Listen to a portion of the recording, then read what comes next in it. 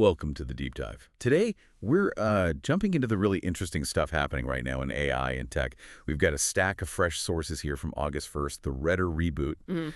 And our job really is to cut through the noise for you. We want to pull out the key insights, give you a clear view of where AI is actually going, what the big companies are up to, and what it means for you day to day. Yeah, and looking through these, some big themes really jump out. There's this massive growth in competition, obviously, but also some really fascinating ways AI is popping up in everyday life. And then there's the whole debate, the ongoing thing about how AI should be developed open versus closed, the regulations. We'll get into the breakthroughs, but also maybe some of the unexpected bits. Okay, let's dive right in then. The scale of investment, the growth. Mm-hmm. It's just, wow. The first huge number that caught my eye, Microsoft.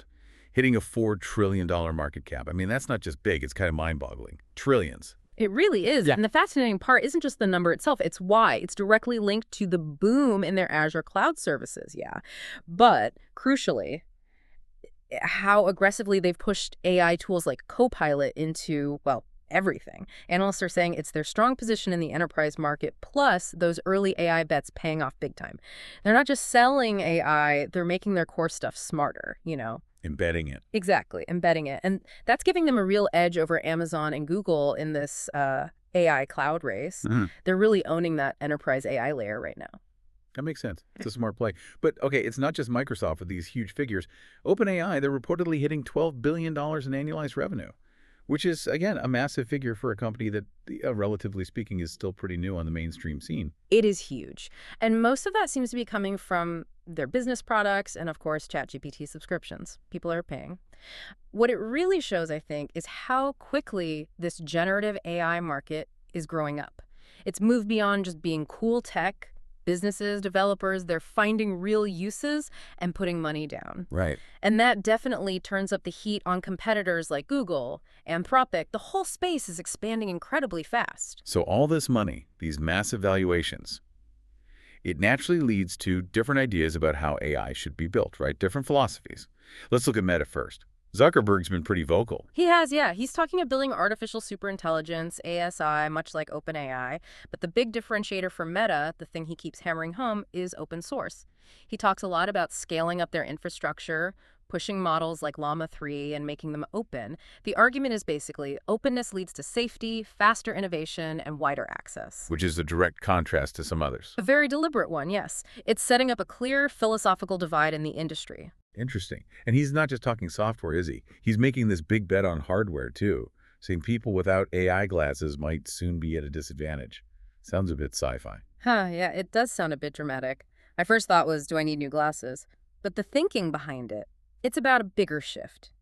He sees these devices as essential for getting real-time info, instant translation, digital help, all without grabbing your phone, like a constant AI layer over your world. The next computing platform, basically. That's how he's positioning it, the next major shift. So Meta's pouring money into hardware, like those Ray-Ban Meta smart glasses. They want to own that next interface. It's a strategic hardware play. Okay, shifting gears a bit, but staying global, OpenAI, they're making infrastructure moves, too. Right. The big news there is setting up their first European AI data center in Norway. Norway, interesting. Yeah, and it's not just expansion for expansion's sake. It seems pretty strategic. Better regional presence, obviously, but also aligning with Europe's strict data privacy rules, the GDPR stuff. And big point, it's going to be powered entirely by renewable energy. Which is huge in Europe. Ticks a lot of boxes. Definitely. It shows they're thinking about sustainability and regulation from the get-go. Smart move for that market. And they're also refining their main product, ChatGPT, making it more useful for specific groups. Students, for example. Tell us about study mode. Yes, study mode. It's aimed at helping students actually learn rather than just get answers. So it gives step-by-step explanations. It can generate quizzes, offer interactive help. The whole idea is to push active learning, critical thinking, make it more of a tutor than a cheat sheet. So trying to make it more education-friendly, maybe head off some of the criticism about homework shortcuts. Exactly. Positioning it as a smarter learning tool. But with wider use, you always get these other issues cropping up. Privacy is a big one. There was some noise about ChatGPT chats ending up in Google search results. Ah, yes, that caused a bit of a stir. So what happened was some publicly shared ChatGPT conversations were getting indexed by Google, other search engines. Publicly shared being the key phrase there. Absolutely key. OpenAI clarified it only affects chats where users specifically use the share feature to create a public link. Your private chats are still private. But it definitely sparked a needed conversation about, user awareness. Do people realize sharing creates a public page? And about responsible sharing of AI content online. Something for you to keep in mind if you use that share button. Good reminder. Yeah. Okay, let's look at Google. They're obviously pushing AI hard, especially in their core product. Search. What's new there? They're beefing up their AI mode in search. There's a new feature called Canvas. It's like a real-time workspace right within search results. A workspace. How does that work? You can draft ideas, edit things, organize thoughts directly while you're searching, and they're adding live collaborative search too, getting AI help in real time as you browse. It's trying to shift search from just giving you a list of links to being more of an interactive partner, like a co-thinker. It fits their bigger push to weave Gemini AI into everything. Making search more dynamic. Got it. And sticking with Google, they're taking a different stance than Meta on regulation in Europe, aren't they?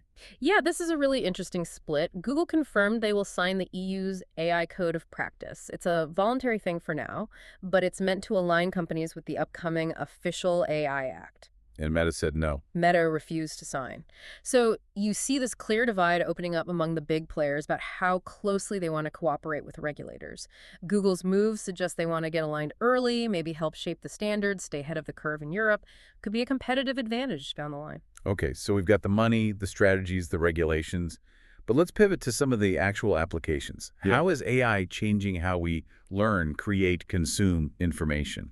Google's Notebook LM has something new with video. It does, and it's pretty neat. Notebook LM can now generate AI video overviews from your written document. Wait, it turns text into video summary. Exactly. Using text-to-video tech, the idea is to make dense information easier to digest, more visual. And they added a tool called Studio, so you can tweak these videos, add your own visuals. It makes Notebook LM feel much more like a versatile research and creation tool, not just for notes. Imagine getting a quick video brief of a long report. That could be incredibly useful. Okay, beyond learning, what about entertainment? AI is moving in there too. Tell us about this thing called Showrunner. Showrunner, right. This one's backed by Amazon, founded by some ex-DeepMind folks. It's an AI platform where you can essentially create your own animated TV shows. Create them how? Like from scratch? Pretty much. You give it prompts, you can edit plot lines, add your own voiceovers, guide the episode structure, and apparently episodes are already streaming. It uses generative AI for the scripts, the voices, the animation. It's aiming to totally flip the script on content creation, giving you the creative reins, like an animation studio in your browser. Wow, that's potentially huge. And Finally, even everyday stuff like getting food delivered. AI is streamlining that too. yep, Uber Eats is using AI now. They're rolling out tools for restaurants that automatically write menu descriptions and even enhance the food photos. So making the listings look better automatically. Exactly. Helping smaller places especially look more professional without hiring someone. It uses image recognition for the photos, natural language generation for the descriptions, making them sound appetizing and accurate. It's part of Uber's bigger plan. Weave AI into the experience for both you, the eater, and the restaurant to make everything smoother and boost business. Wow. Okay, that was quite the deep dive. It really feels like AI is accelerating, doesn't it? From those massive multi-trillion-dollar valuations driving things to AI glasses potentially changing how we see the world and even creating our own TV shows. It's touching almost everything. It really is. And the big takeaway for me isn't just the speed of the tech, but seeing these very different strategies play out among the giants. Open versus closed systems, the bets on hardware, how they deal with regulation. Each path they take has huge downstream effects on how AI develops and how we all end up using it. It really shapes who controls what. So for you listening, what does it all mean? Well, hopefully this conversation gave you a clearer map of this complex landscape, maybe some useful insights into the forces shaping, well, our digital future. You've definitely got the inside track now on what's really moving things in AI. And maybe something to think about as we wrap up. As AI gets woven deeper into our daily tools, think about those AI glasses feeding you info, or search becoming a collaborator. How does that change us? Not just our productivity, but how we learn, how we create, how we even think about information. What new skills suddenly become vital when AI is everywhere? And what completely new opportunities might emerge from this huge shift? Something to ponder.